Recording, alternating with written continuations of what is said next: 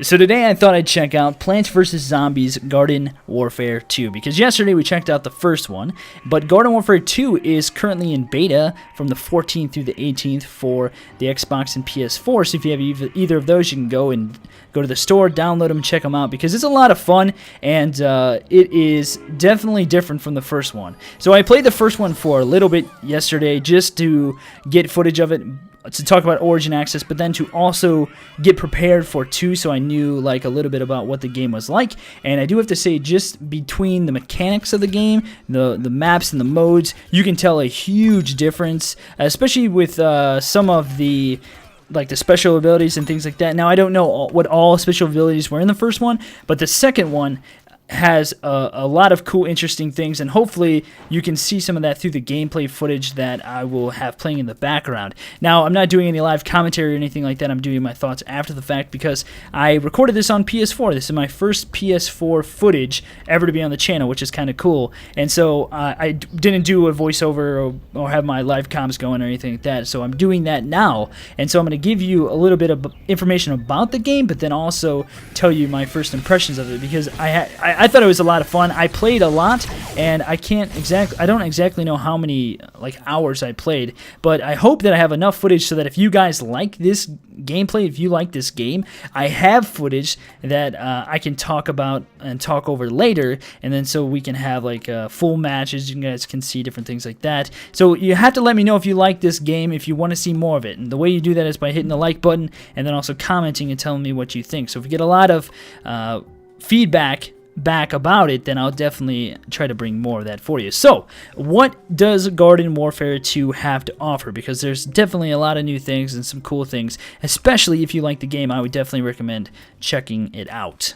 So I thought it was really cool when you first came into the game, and I don't know if it's going to stay this way, but when you first came into the game, you went through a little tutorial that kind of instructed you how to play, and I really like that because I am kind of a noob with PS4, and so, using 2 joysticks is a little tricky for me, but I figured it out, especially when I tweaked the sensitivity. But you come into the game and you have a little tutorial, and that was really helpful. It helped you kind of get to know the game a little bit.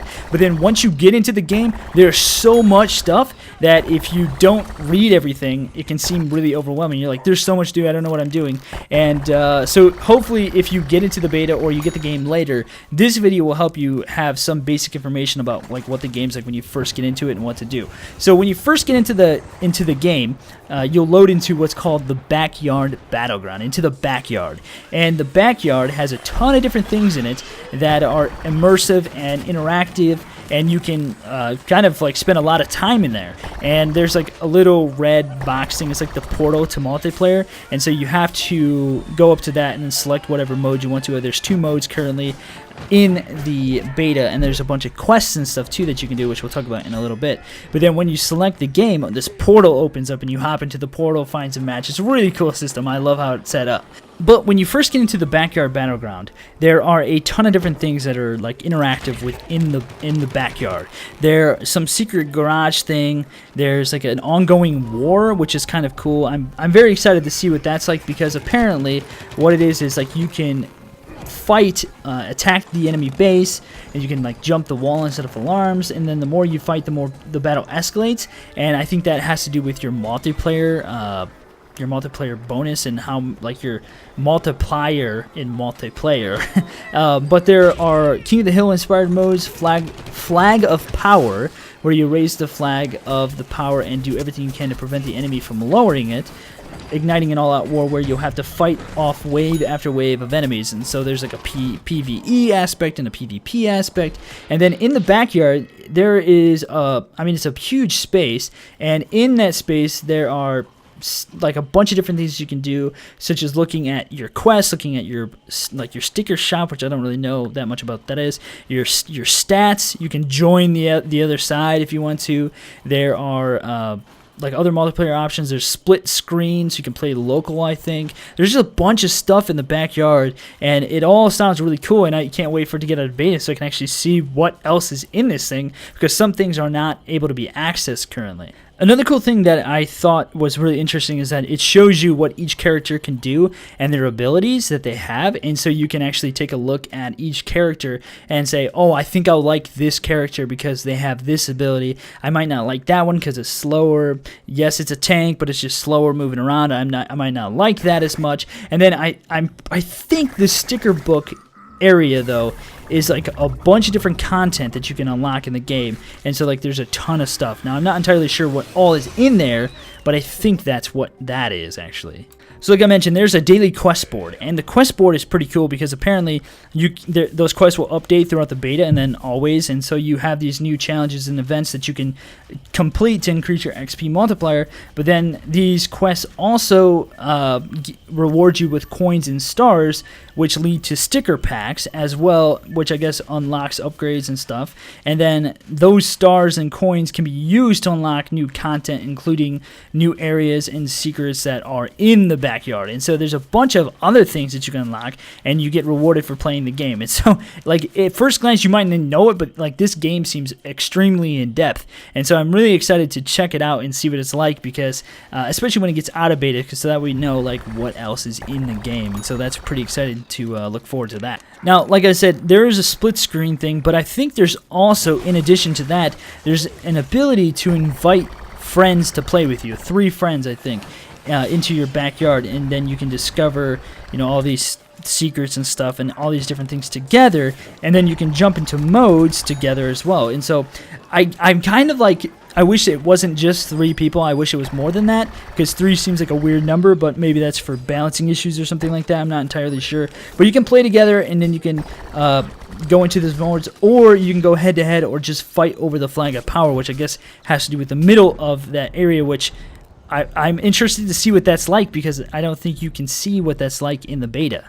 So not only the backyard is just one aspect of the game, and like I said, there's a ton of stuff you can do in there, but then once you get into the multiplayer aspect of thing, there are a bunch of different modes. There's 24 player modes, Herbal Assault, which is new, and Gardens and Graveyards, which Gardens and Graveyards is very classic type of domination match, I guess, and so it seems it's very straightforward, and so you can dive into these new zombie focused modes and play as the plants on attack in the all new 24 player mode, Herbal Assault mode, or you can go classic with the zombie attack and plant defense in Gardens and Graveyards, where the plants must defend the gardens and prevent the zombies from capturing all the different points. And so I think I had the most fun in that mode, honestly. There's you can see there's a bunch of different gameplay that I'll be showing in the background, and I got to figure out how to edit it, but basically through playing as much as I did, I had the most fun playing that mode, because it's more chaotic, and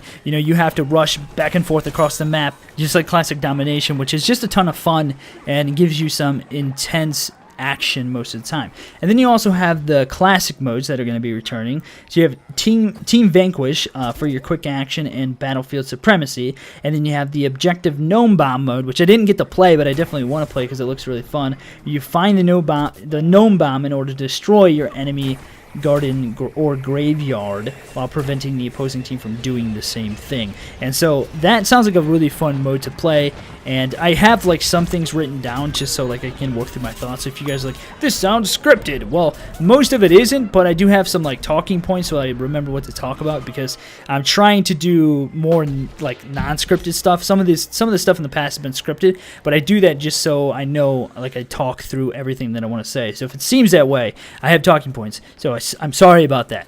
But anyway, so then there are also new maps. You have, you know, your suburbia type of action still, but then there's like a couple new cool looking things that what I noticed between the first one and the second one. The first one is kind of like straight out horizontal, and in the new one a lot of stuff is built up, and so you have like different things you can get up on. There's different ramps and different things, but I also noticed there are a lot more choke points in the second one than what I saw in the first one, and it makes for some crazy action and also some spawn camping from what I could see in one match. So you have these different maps, including the Frosty Creek, which I don't believe I played, Z-Tech Factory, or I don't have footage for, Moonbase, which is really cool because you actually have you can actually jump a lot farther, which is pretty fun, and then Seeds of Time, which is the time traveling map that ends with a Game of Thrones inspired minigame, which is pretty crazy and a lot of fun. But like I said, lots of choke points in that one, and so it's very, very difficult to play in my opinion. But that's awesome. So in addition to all those things, there are also 6 new character classes, which is pretty cool. And one of the cool things I like about this game is that you have all these different characters, and they have very specific roles on the battlefield.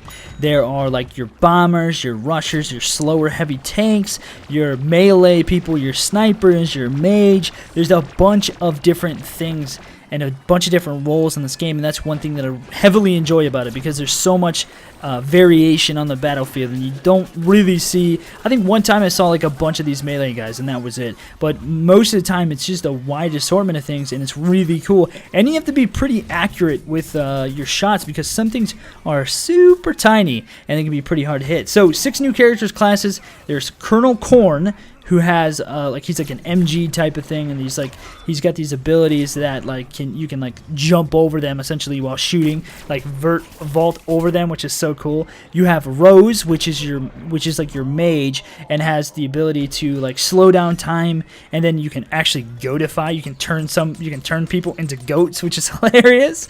You have Citron, which is like a bounty hunting orange that has some pretty beastly abilities, and the primary weapon does a ton of damage, the orange laser.